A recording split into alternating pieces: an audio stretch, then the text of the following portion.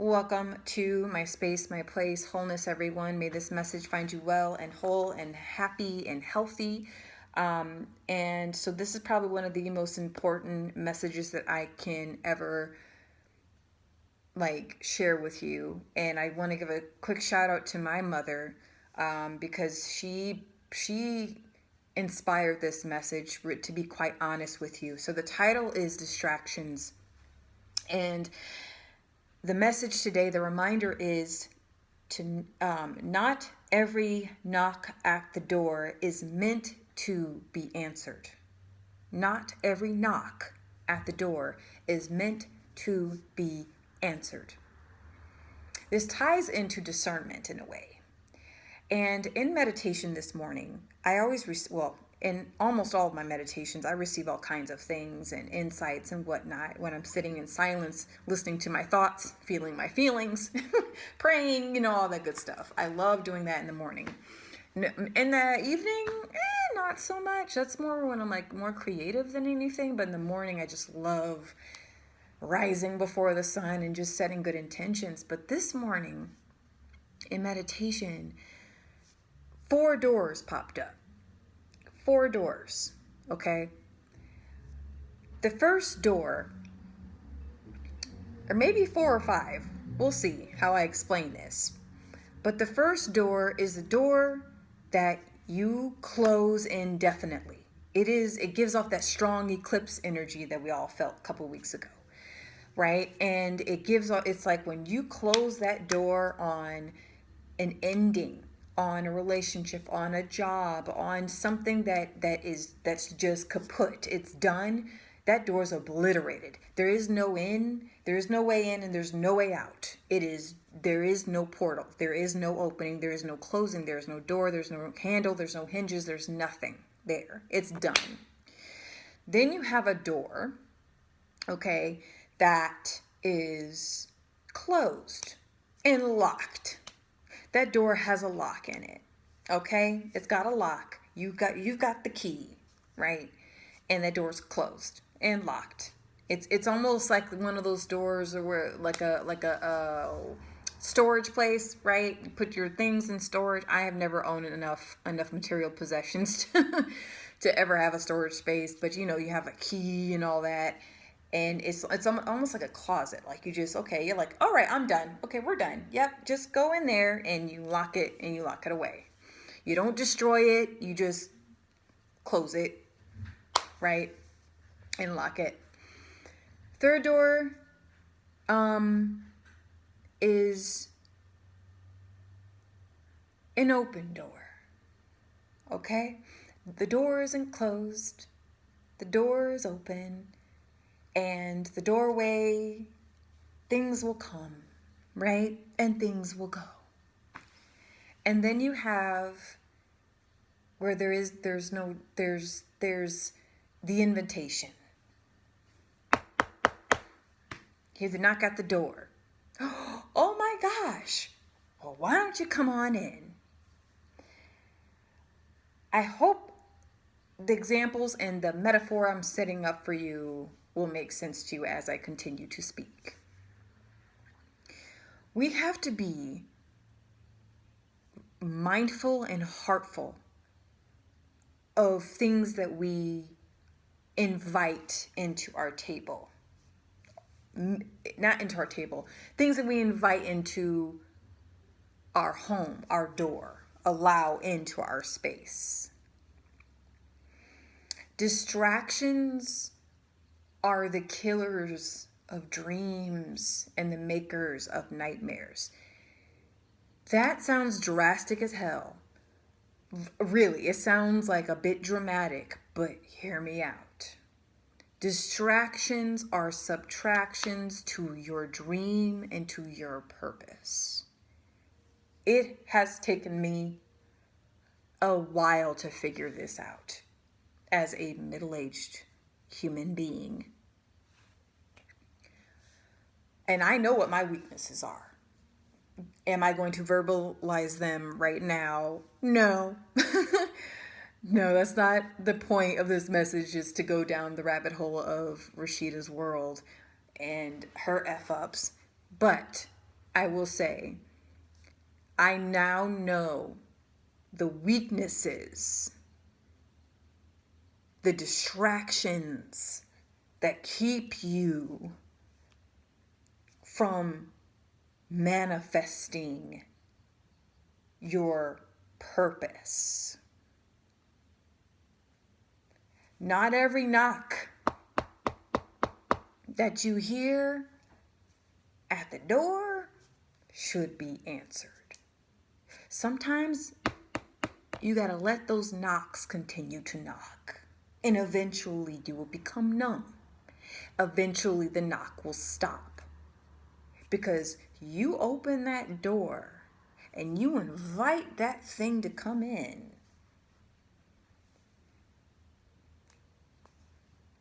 Distraction is subtraction. You have addition, people like addition. When I think of prosperity and abundance in life, I'm not thinking about paycheck. I'm not thinking about money and finances. No. It plays a part, okay, because we all got to eat. We all want money to spend. We all want to pay off our debts. We all want to enjoy things in life and be comfortable. There's nothing wrong with being financially comfortable and independent. However, when I'm speaking of abundance, when I'm speaking of prosperity, it is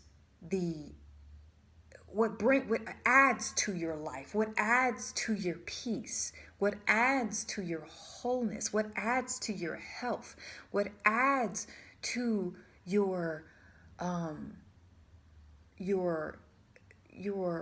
peace of mind and your tranquility. Not just your bank account. That's great too. I'm not knocking the money part.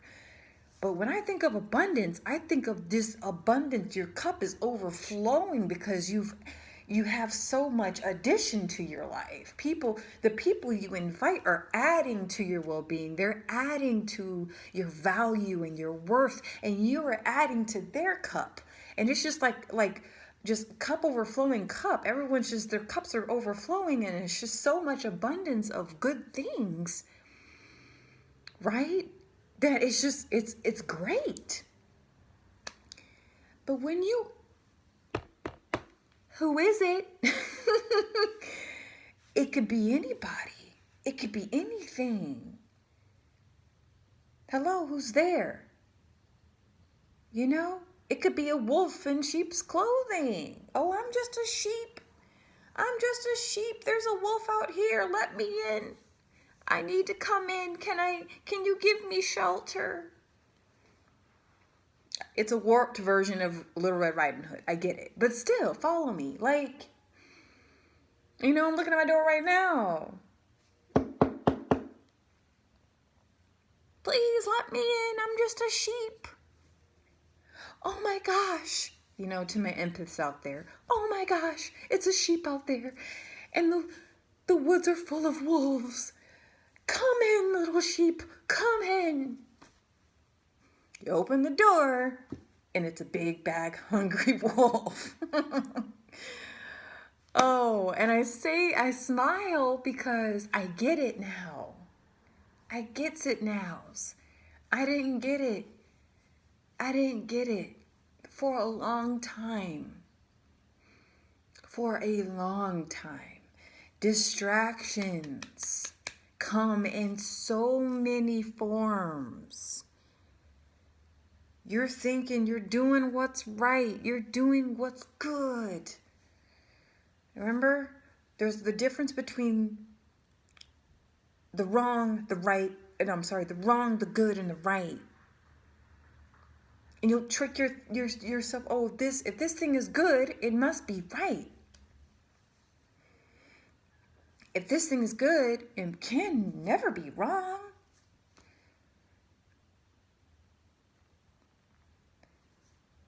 Be aware of distractions. Because the tricky part about distractions that come into your life is like, what's the character from The Watchmen? Rorschach? They called him Rorschach. because his face could move.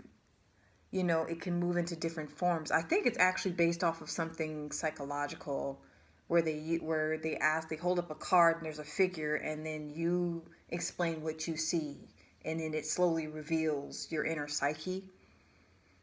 And distractions are like that. It can manifest in physical form, whether that's an addiction, drinking, drugs, overeating. Distractions can come and manifest into human form, a new boyfriend, a temptress, a seducer, a spiritualist, a guru, a teacher, a mentor, a best friend, a frenemy, a boss, a child even. Be like that sometimes. It can come in so many different forms and shapes. And just when and the real sad part about it, when you get caught up in a distraction, as known as a subtraction from your life, you're like, damn. You don't realize it until you're out of it. You don't realize how serious you being lost in the woods with wolves was until you're out of it. That's life usually. You don't know how bad something is or how wrong it is until you're out. And the even more sad part of it is that, did I say more sad? And it's even sadder. Is sadder a word? Oh my God. I'm struggling. Here we go. Educator right here. But what's even more disappointing is that there's some people who don't make it out of the woods, full of wolves, hungry wolves. Wolves, I have no problem with wolves. Wolf is my spirit animal. Okay, it is my medicine. I am very proud of that. But a hungry wolf is nothing to mess around with. A hungry wolf, it enters into its shadow self. Do research on what hungry wolves will do to themselves and do to their own kind. It's messed up. Hunger is a very powerful force. And these things that we cannot see, but we feel it's off, they're very hungry. They need your energy. They need your focus. It needs your distraction. The spirit of distraction needs your energy. It needs that passion you have in your heart. It needs that confidence you use to propel forward. It needs your creative life force energy, as known as sexual energy. It needs that. The spirit of distraction needs. It is a deep hunger to keep you from meeting you. Distractions come in the form of excuses. Well, my mom did this to me, so I can't accomplish this. Or my dad did this to me. Or this person did this to me. My ex-husband did this to me. My ex-wife did this to me. My ex-employer did this to me. Like, it goes on and on and on and on and on. The spirit of distraction can come and manifest into excuses. I'm broke because of this. I'm broke because of that. You know, this is not to poo-poo anyone who's made mistakes, who's responded to that knock. And sometimes that knock is loud. Boom, boom, boom. Hey, guess what? Yes? Hello? Hi? Hello, stranger. I'm the love of your life. Did you not? Boom, boom, boom. Oh, hello? Yes? I am your dream job. Boom, boom, boom. Yes? Hey, you want to join our group? You want to join our healing community? It comes in so many different ways, and then you allow them to come in. There's a scene from Poltergeist back in 1989 or 1990, I think. It wasn't even demonic, or I don't watch horror flicks anymore. I don't, for some weird reason, and I think it's part of possession as a kid, but as a child I was super sensitive and wide open, so I had no discernment, no boundaries, no nothing to to deal with my sensitivities, if you will. For those of you that can get that, you get it. If you don't, follow me. So I would watch a lot of horror flicks, right? And so one day I was watching Poltergeist, and it wasn't even like the scary monster part or anything. It was this part that just stuck with me.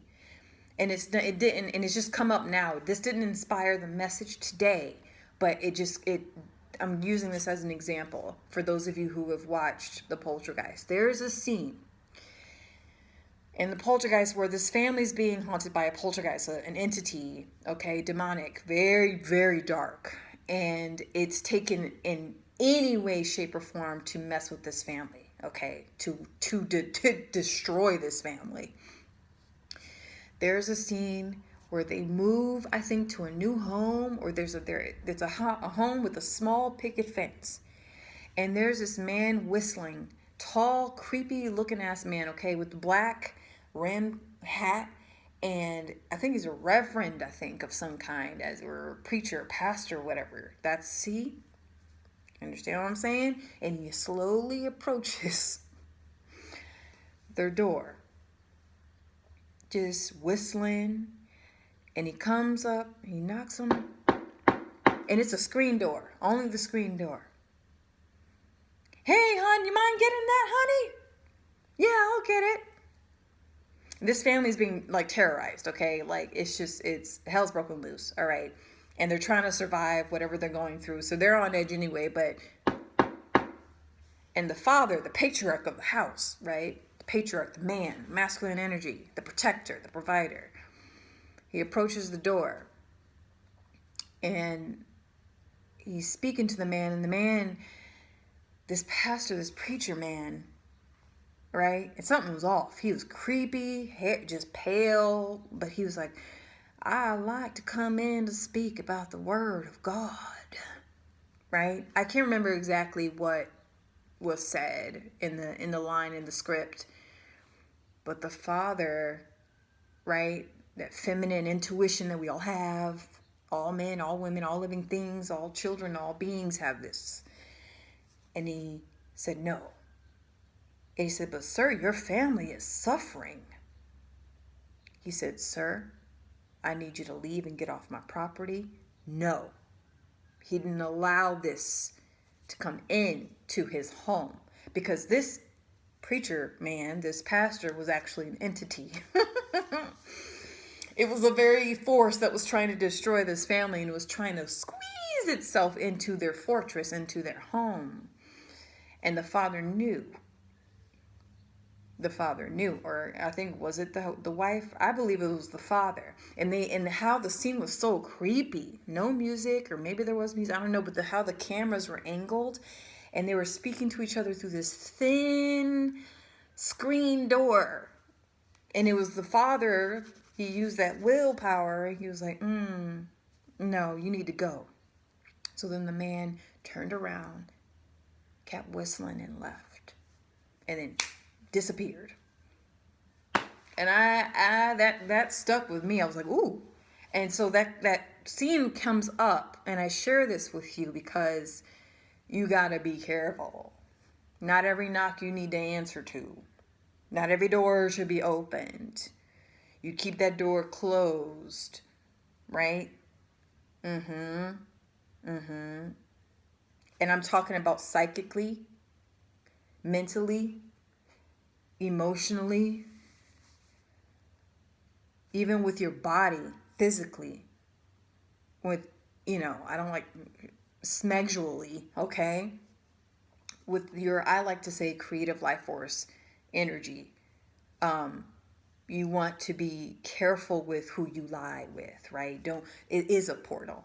It is a portal. A womb is a powerful space that we give away very freely.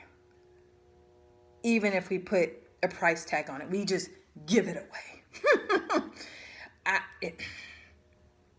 I'm not judging. If that you do you, boo. Okay, you do what fits your lifestyle. But I'm speaking in a metaphysical perspective, if you will.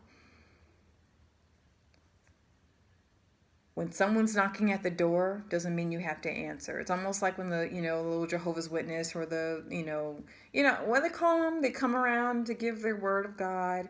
I remember several months ago,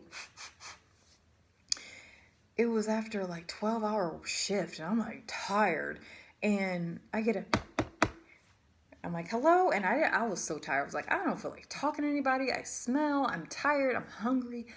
I said, hello, who is it? And it was a small voice that was like, we'd like you to come to our church service. They literally held a conversation through the door. I didn't even bother to open the door. It's rude, okay, but they caught me in a bad time. But again, distractions come in many different shapes, many different forms. I have learned a very, very, very, very, very, very, very, very important lesson now. I know what your weaknesses are.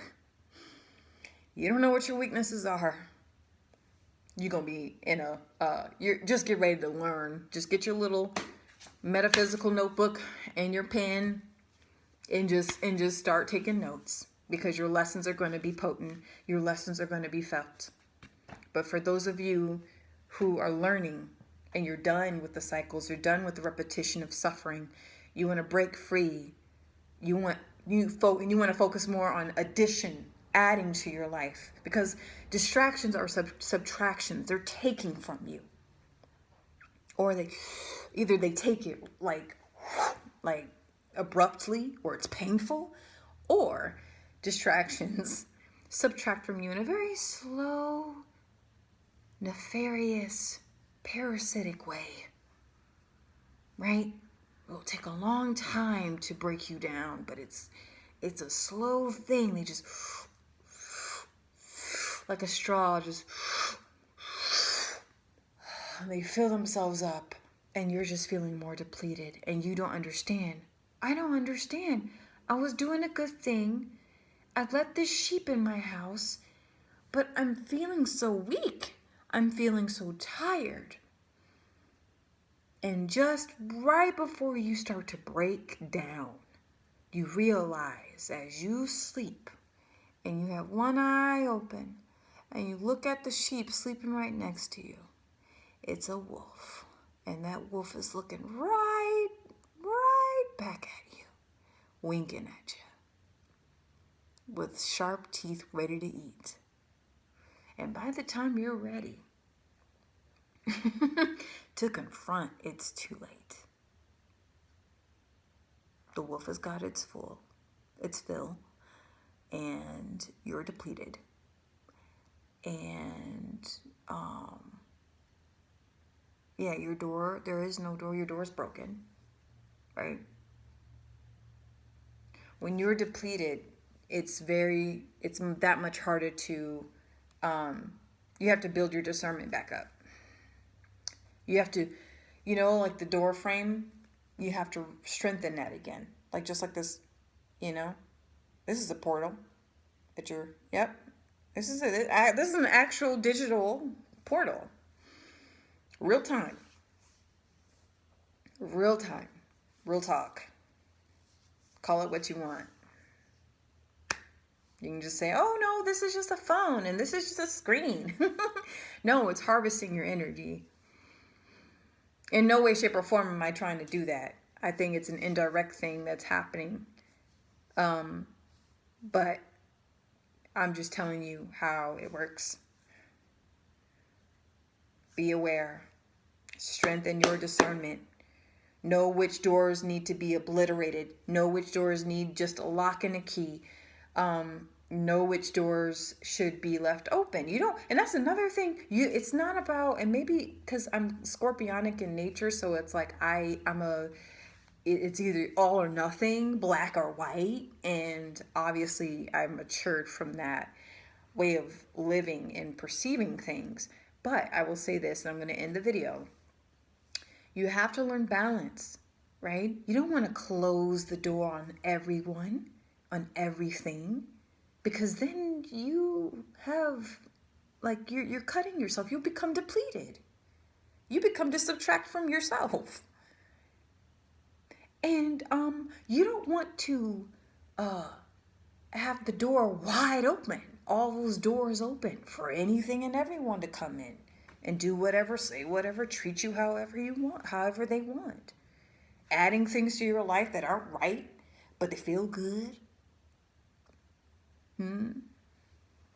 A lot of people go through these things. I have gone through these things. I'm working my way out of these things. You know, I'm trying to swim to shore like, you know. I wouldn't speak on it if I didn't live it. I'll try my best to never speak on things that I have not lived and I have not experienced, because that would be inauthentic. I must speak with integrity. So everything I said in this message to you, I've been there. I've been there. And one more little nugget. When someone's not answering your knock at the door, move the F on. Stop knocking and move on. Move on to another door. No response is a response, right? No response is a response.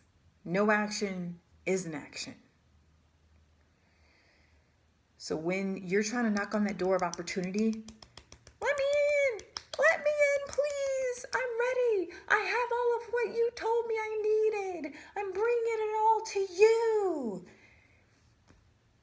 It's pathetic, really. I think of what the image I'm getting is like Romeo going to, the freaking, what they call, balcony of Juliet and professing his love to her. But in this version, she's just like, F off. And she walks out, she walks away, closes her window, and he's just continuing to profess his love to her. Like, it's like, know when to fold them, like know when to move on, right? Don't go banging on people's doors and they're not responding. That's universe, your God, source, telling you this door is not meant for you to walk through. There's another one for you. Hello? So that's the message. I thought it was just really important. And I think I said what needed to be said without going into detail, because I have so many life examples. Okay, so many, too many. And now that I know, I know what my weakness is now. I know where I effed up. So if I do this again, I can't blame nobody. I can't blame anybody. Once you know you can't blame anybody but you. All right, that's it. It's almost a half hour long. I'm sorry. I try to keep it 20 minutes, but there was a lot to say. All right, see you next video. Bye.